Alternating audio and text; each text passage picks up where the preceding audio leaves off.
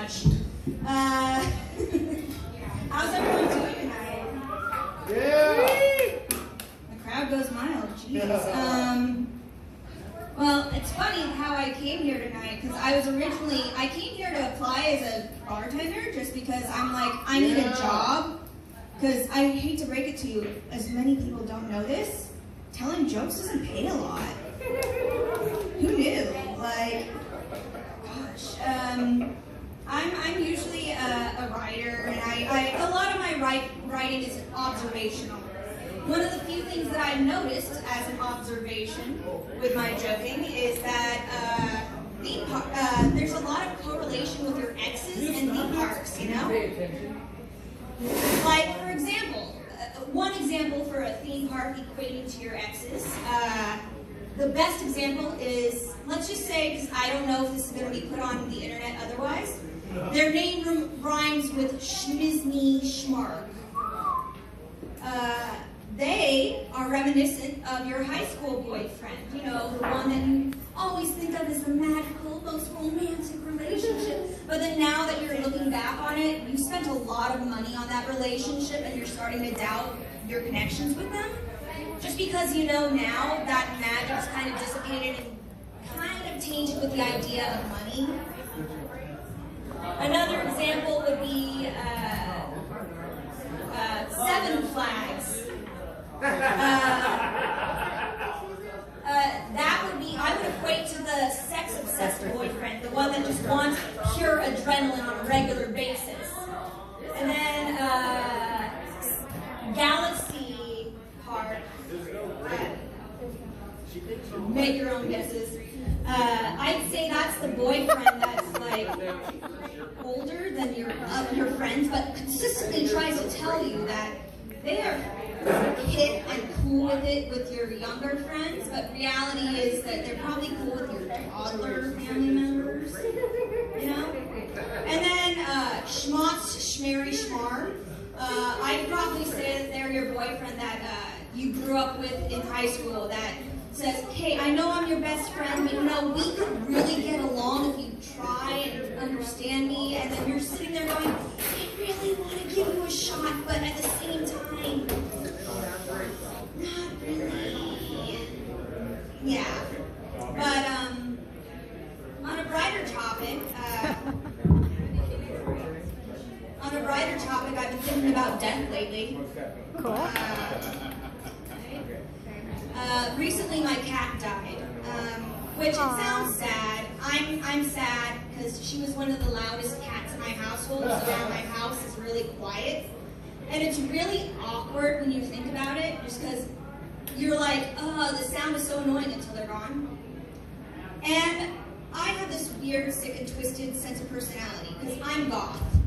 So, I'm glad somebody appreciates it instead of my parents. Yeah! Thanks, man.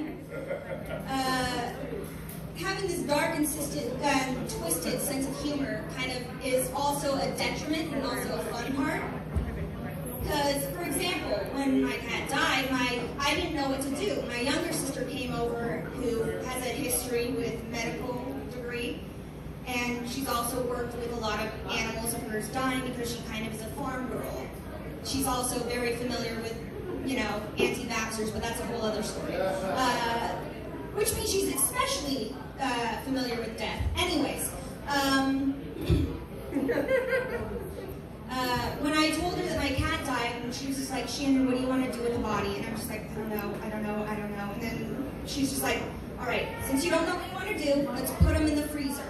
And if anybody who's ever had a cat and somebody says, hey, let's put their body in the freezer, your immediate reaction is, the fuck are you talking about? Why would you ever put a body in the freezer? Like, ever.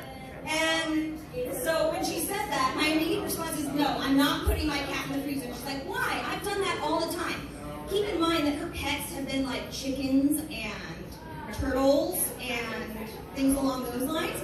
So when I said, Sarah, that is so different, she looked at me and just went, how is that different, Shannon?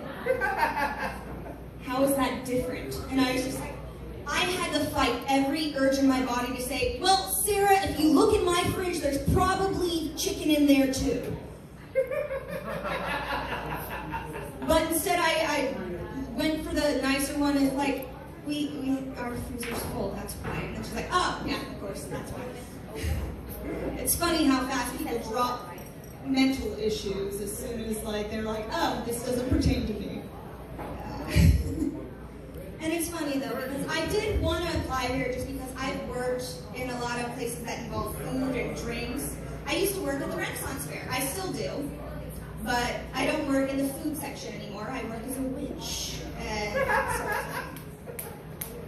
And one of my favorite things that I did was I used to serve turkey legs at the Renaissance Fair. Woo! Yeah. Glad to hear some people eat turkey legs. Granted, I'm not surprised a lot of people in here like to lick up thighs, but I digress. So, at the Ren Fair, I worked at the turkey leg stall, and at the turkey leg stall, they also served pork chops and a bunch of other things and ribs and stuff like that. My favorite story to this day is the cutback guy. And I bring this up whenever somebody asks me my favorite memory of working at a food stall, just because it is so funny to me, the cutback guy. And the reason why I remember this is because I was working at the food stall, and I turned around and this guy's just like, hey, I'm trying to cut back. And I was just like, all right, my lord, what do you want to eat? And then he's like, no, I'm trying to cut back. And I said, all right, my lord, we don't really serve alcohol here. What do you want to eat? We have turkey legs, we have chicken quarters, we have ribs. And he's like, ribs. And I'm just like, all right then, you want ribs. Do you want one rib or two? And he was like, no, I'm trying to cut back. One rib it is then, my lord. All right. So then I went and brought his rib, and I brought it out to him. And he's like, I'm just like, all right, my lord. And then he stood there, like somebody that orders a Big Mac and then just stands at the counter. I did not know how to react to this moment, because I have social anxiety, so it's just kind of a weird moment in general. So I just walked up to him and I'm just like, my lord, are your legs not tired? Do you not want to take a seat at one of our many tables? No, I'm trying to cut back. All right, my lord. So I went back and served the next person, and for 5 seconds I turned around to grab their food, and I turned back around and the cutback guy was gone. But his ribs were still at the table. And just so to give some context to the situation, it was 2022, so it was post-COVID. We're not allowed to touch food that's left on our desk. So I was just staring at it and just going, I have no idea how to deal with this in our period era, so I'm just gonna walk and pretend that doesn't exist. So then my boss comes back over and she's like, what's that? And I'm like, it's ribs. And then she's like, whose is that? And I'm like, some guy. And she's like, where is he? I don't know. Is he coming back? I don't know. What do you know, Shannon? I know he's trying to cut back. Then he finally comes back and he's like, I came back. And I'm like, my lord, where were you? And he's just like, I'm trying to cut back. And I'm like, all right. That answers none of my questions. But, yeah. All right, so I've been told I got 1 minute left. I did not really plan for that, but yeah. Oh, sorry to you off. No, you're good. I'm honestly, I don't really have much to joke about, other than the fact that my mom didn't come out here just because she didn't want him. Honestly, I don't really have much left to go on, so I'm just gonna say let's pass it off to the next person. Woo!